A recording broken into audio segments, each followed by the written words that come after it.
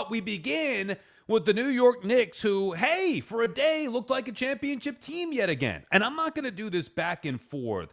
You know, the Knicks lose to the Pistons, and the world is falling down, and they're caving in, and the Knicks can't be a championship team. The Knicks beat the Spurs, and now the Knicks are back up, and they're a championship team again. Here's what you want to be from an NBA regular season perspective. You want to be in the can conversation, and that's where the Knicks are, and that's a great thing. The Knicks can win an NBA championship. Even the fact that you could say, well, the regular season doesn't matter, that's the conversation you want to be in, because it doesn't really matter for the Knicks or teams like the Knicks, because it's about the championship. It's about the postseason, and that's where the Knicks are. They haven't been there for so long that over the last 5-6 years, we're enjoying the postseason runs and look forward to those series. And now, more than ever, they have their best chance at winning an NBA title. That's where you want to be. So it was an impressive performance against the Spurs, and a reminder for those who doubt the Knicks. Now, I don't think the Knicks are going to win a championship, but who cares about that? Why would we even make the predictions? Who knows? It doesn't matter what I think or what you think, or what whoever else, whatever NBA talking head thinks. Oh, can they, or will they, or won't they? It's not about that. It is, though, about can they win a championship? And I do believe the Knicks can win a championship. They have all the pieces in place. The thing that I loved about yesterday, and I'm going to do something that I haven't done maybe ever. I'm going to give Mike Brown a ton of credit.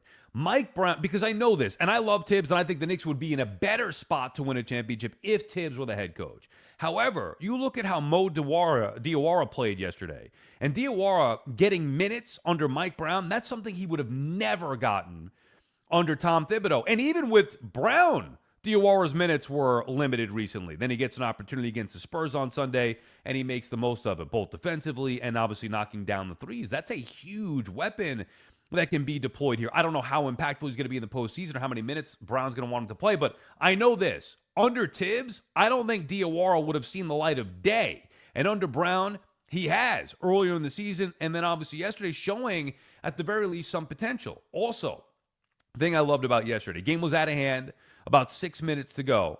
And in a league, especially in the regular season, in a league where you don't see ultra competitiveness, you don't see it. The Knicks did this under Tibbs a lot, and I think it's why they won a lot of games that first year in 2020 with Randall and basically nobody else. Reggie Bullock and Elfrid Payton. I mean, the Knicks had nobody outside of Randall, but yet they were the 4 seed in the Eastern Conference out of nowhere. Why is that? I think it's because they played harder than everybody else night in, night out. 6 minutes to go in yesterday's game was out of hand, and the Knicks are still, Josh Hart in particular, diving for loose balls on the floor, battling for possessions, playing hard-nosed defense. That they just pedal to the metal.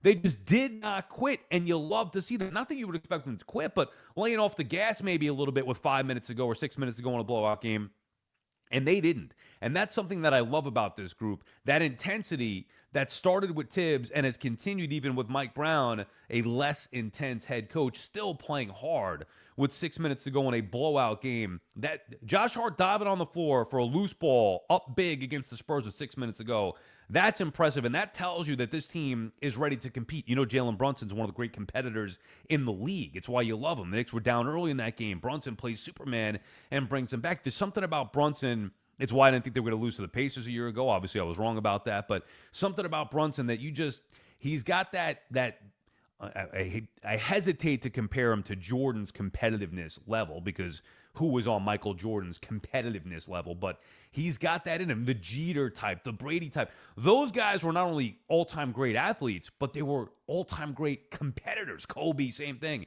That's what you want. Competition. And the Knicks have that fight. They're a competitive group led by their captain, Jalen Brunson. So that's something to me that's very appealing, and it's why they're in the can conversation.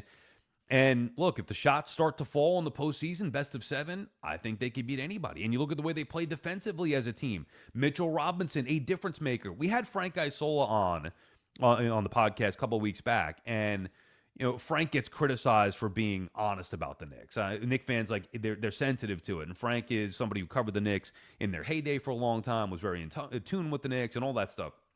And he's always, I think, honest about the Knicks. And fans think he's overly critical. And I asked him, can this team, this was before the trade deadline, can they win a championship? without even if they didn't acquire Giannis or make a big trade at the deadline? And he said yes, and he said yes because of Mitchell Robinson. I thought he gave a great explanation into that, how he could be a difference maker.